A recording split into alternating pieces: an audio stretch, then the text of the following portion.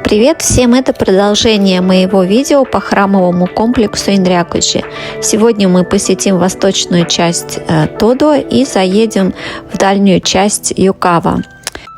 Наше путешествие начинается с небольшого, но невероятно важного храма Дайкоку-до.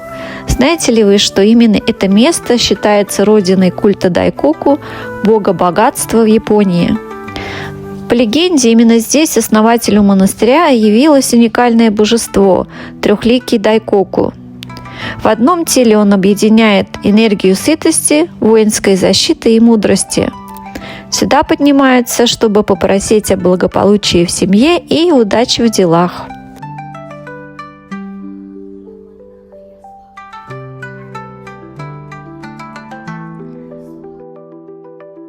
И мы с дочкой тоже решили загадать желание. Купили здесь на кассе деревянную табличку «Амулет». Она по-японски называется «Эма». Пишем туда желание и потом вешаем сюда наше желание, чтобы божество увидело и оно исполнилось.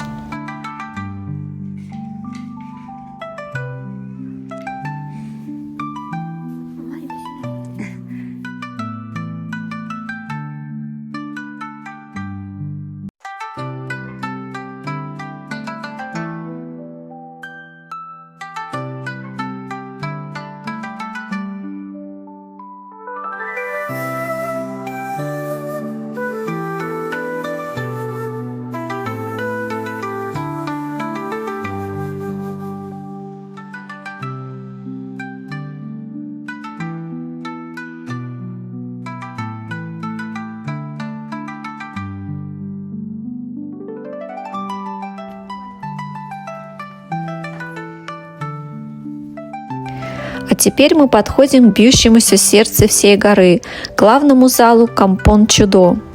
Прямо сейчас он переживает исторический момент, грандиозную реставрацию века, которая продлится до 2030 года. Но монастырь сделал невероятное. Здесь открыли галерею на уровне крыши, где можно увидеть вживую работу мастеров. Здесь перед алтарем уже больше 1200 лет непрерывно горят лампады с неугасимым буддийским светом, зажженные самим Сайчо, основателем храмов Инрякуджи. Монахи веками круглосуточно подливают туда масло. И здесь алтарь опущен вниз, чтобы глаза молящегося человека и глаза Будды Якуши Нёрай, Будды медицины, находились на одном уровне. Сайчо хотел показать, что перед просветлением все люди равны.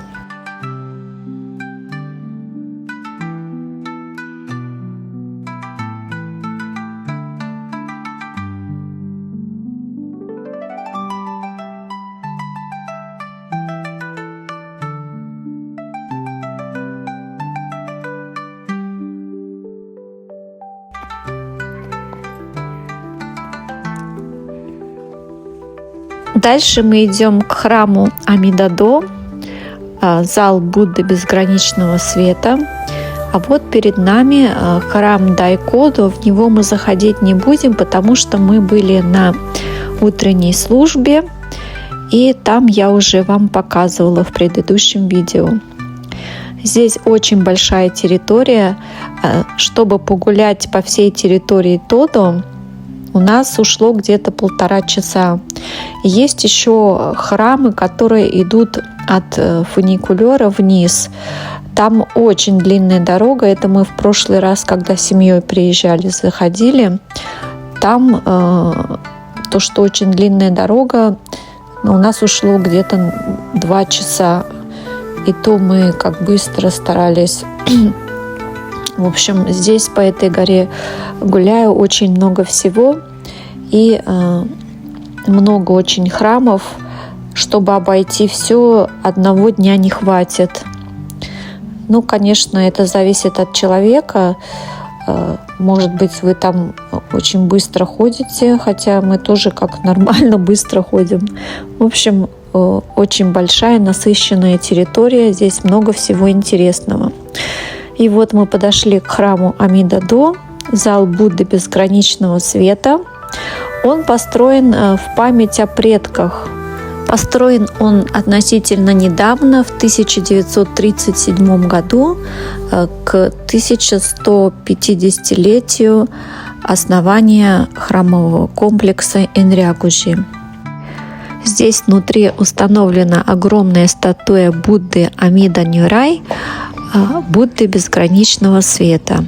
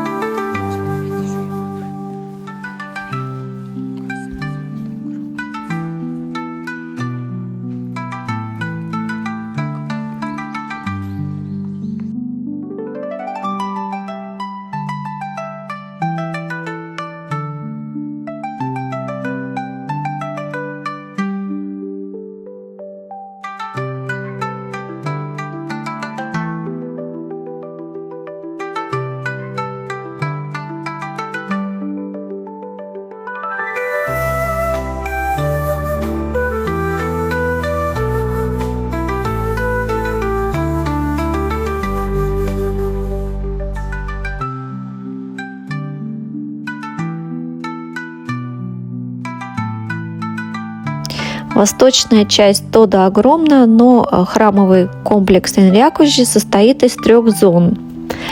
Я уже в прошлом видео вам показала зону Сайто и еще храмы здесь на восточной части Тодо. Теперь мы все посмотрели здесь на восточной части. И теперь идем на 3-ю зону, куда мы еще не ездили.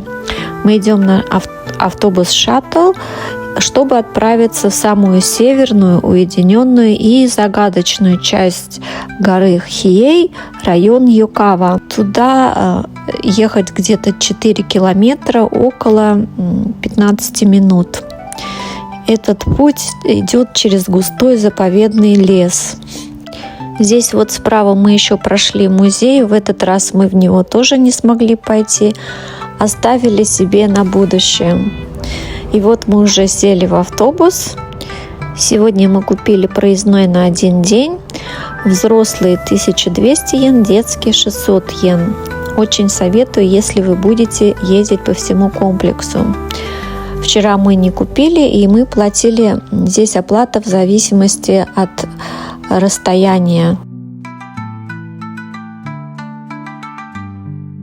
Мы на месте. Зона Юкава встречает нас тишиной и запахом старого кедрового леса.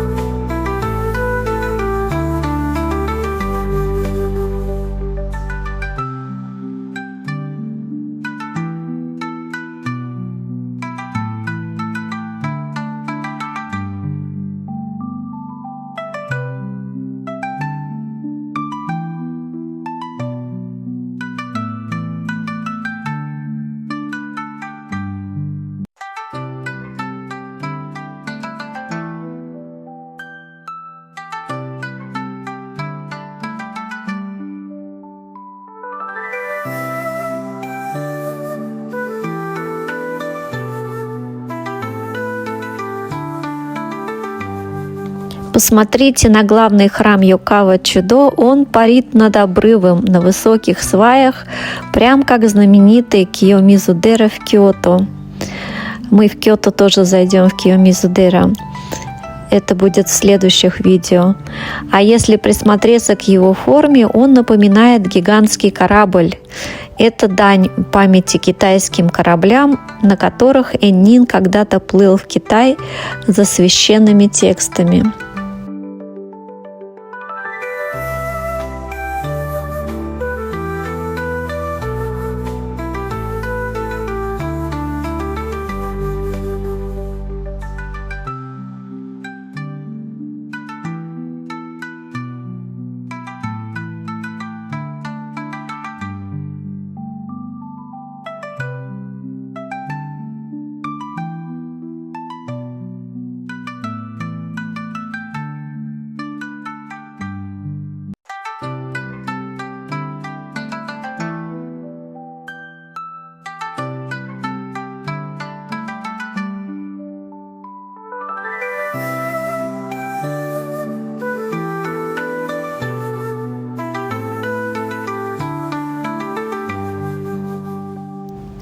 А еще в тихом лесу Юкава спрятался свой священный колокол. В отличие от шумного центра горы Тодо, здесь его звук эхом разносится по глубокой кедровой чаще. Моя дочка Юнона тоже ударила в него. В буддизме верят, что этот колокол помогает исполняться самым чистым и искренним желанием. Послушайте, как долго и глубоко вибрирует этот звук.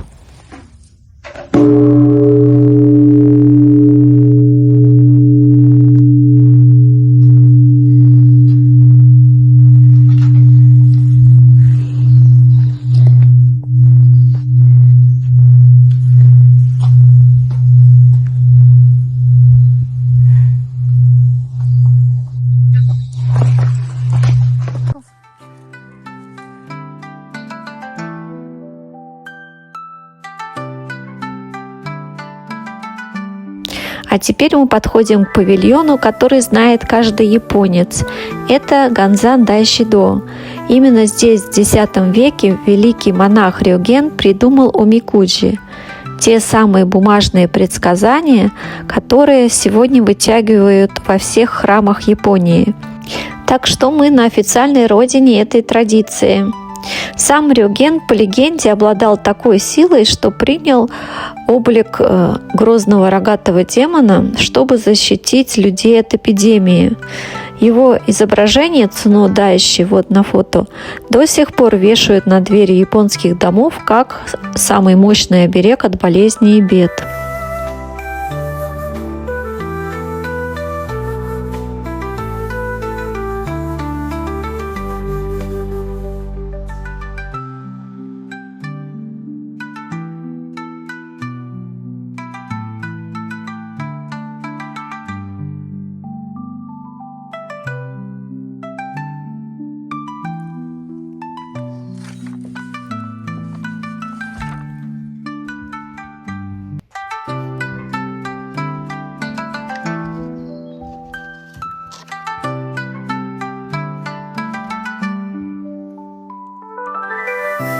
Гора Хиэй – это место, где за каждым поворотом тропинки скрывается тысячелетняя история, а аскетизм граничит с чудом. Если вы будете в Кёто, обязательно выделите день, чтобы подняться сюда и почувствовать эту неподвижную, непоколебимую энергию.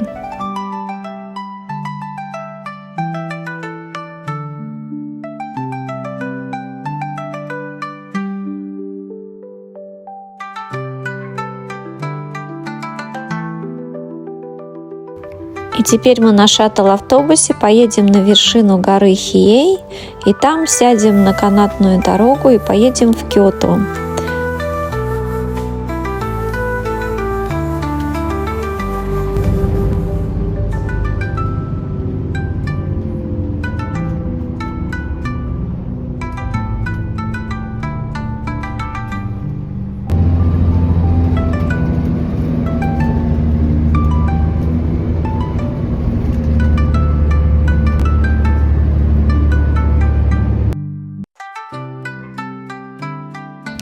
Мы доехали до вершины горы Хиэй, отсюда открывается невероятный вид.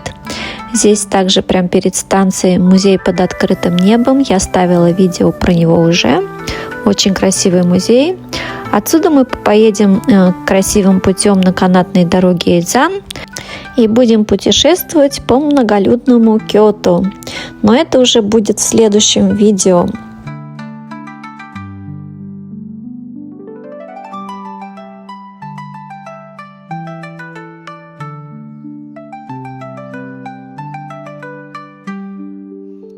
Я ставлю влоги про Японию каждую неделю. Кому интересно, подписывайтесь. Я еще этим летом много куда еду, так что будет очень много интересного видео. Всего доброго, до новых встреч!